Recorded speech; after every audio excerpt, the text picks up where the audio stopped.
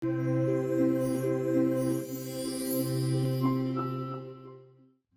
ઉંમરે ભક્તિ કરવાની શું જરૂર છે? આવો પ્રશ્ન ઘણાને થતો હોય.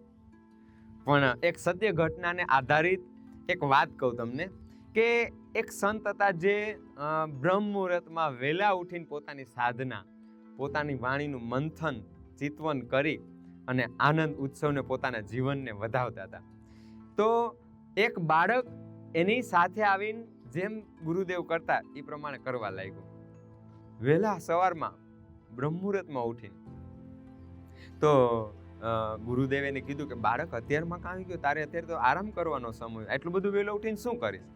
તો એને એક સરસ વાત કરી જે બહુ જબરી વાત છે કે ગુરુદેવ, મને થોડાક સમય પહેલાં મારી માતાએ મને સગડીમાં લાકડા નાખવાનું કીધું, તો હું નિરખતો હતો સગડીને. એમાં જોયું કે કોઈ અંગારા મોટા છે, કોઈ નાના છે. એમાં નાના અંગારા રહ્યા ને એ વહેલા પણ બુઝાઈ જાય છે. તો મને વિચાર આવ્યો કે મારા આ જીવનનું શું નક્કી છે? મને આ ટહુકાર કરવાનો સમય મળે ના મળે એનું કઈ નક્કી જ નથી.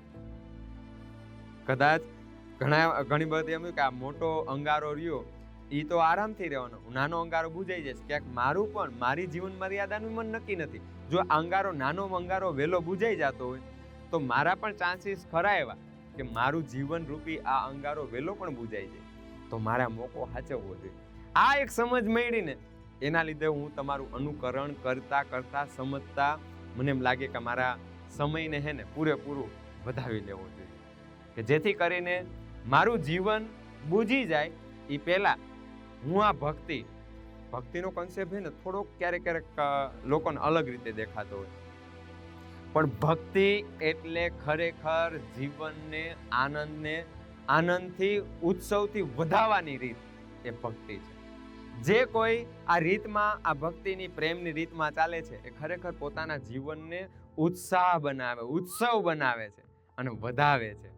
તો વાલા મિત્રો, આપણે પણ વિતકવાણીમાં કહે છે કે બાલ વયે વસ્ત આવત, નાની ઉંમરે વસ્ત આવે. તો એ પણ લીધા જેવું ધ્રુવ જોઈ લ્યો, એ પણ નાની ઉંમરે કરે છે. પછી વાણીમાં કીધું છે કે રાજા પ્રજા બાલા બુઢા નર નારી એ સુમરન ગાયે સુને તાએ હોવી લીલાતીનો કા દર્શન. જે કોઈ ગાશે, જે કોઈ આ રીતમાં ભક્તિની પ્રેમની રીતમાં આવશે એને દર્શન થશે, એને ખુદના દર્શન થશે, એને આ જીવન ઉત્સવ છે એ ખબર પડશે. તો વાલા મિત્રો, નાના બાળકોને પણ આના માટે પ્રેરણાત્મક વાતો બતાવીએ. એને આપણે કરવું છે છતાં પણ સત્ય બતાવીએ કે જીવન ટૂંકું છે. આ જીવન ટૂંકા સમયની અંદર જ એને પૂર્ણ રૂપે ખીલીને જોઈ લઈએ. તો કોઈ ભક્તિની રીત છે, કોઈ આનંદ ઉત્સવની રીતની અંદર એને સંમેલિત કરી, એને ભેગા કરી અને એને બતાવી કે આ આનંદ છે, આ ઉત્સવ છે. ખાલી ભણવાનો બોજ લઈને ચાલુ એની ઈ તો ચાલે છે, બિચારા દબાઈ ગયેલા છે, પણ આપણી જવાબદારી છે કે એને વધાવીએ, ઉત્સવ આપીએ, આનંદ આપીએ. તો પ્રેરણાત્મક વાતો કરીએ અને બાળકોને ખરું સત્ય બતાવીએ કે જીવનનું નક્કી નથી, ગમે ત્યારે બુજાઈ જાય. એવું નથી કે મોટા અંગારા રહ્યા એ પહેલા બુજાશે, નાના અંગારા પહેલા પણ બુજાઈ જાય. એટલે આ સમજવાની રીત છે. આપણે આવી પ્રેરણાત્મક વાતો કરી અને એનું માર્ગદર્શન કરી અને બતાવીએ કે આ જીવન ઉત્સવને કેમ વધાવીએ. તો વાલા સુંદરસાદજી, આપણી જવાબદારી છે કે આપણે આપણા બાળકોને આ વાતથી જાણકાર કરીએ. પ્રણામજી રાજજી, પ્રણામ.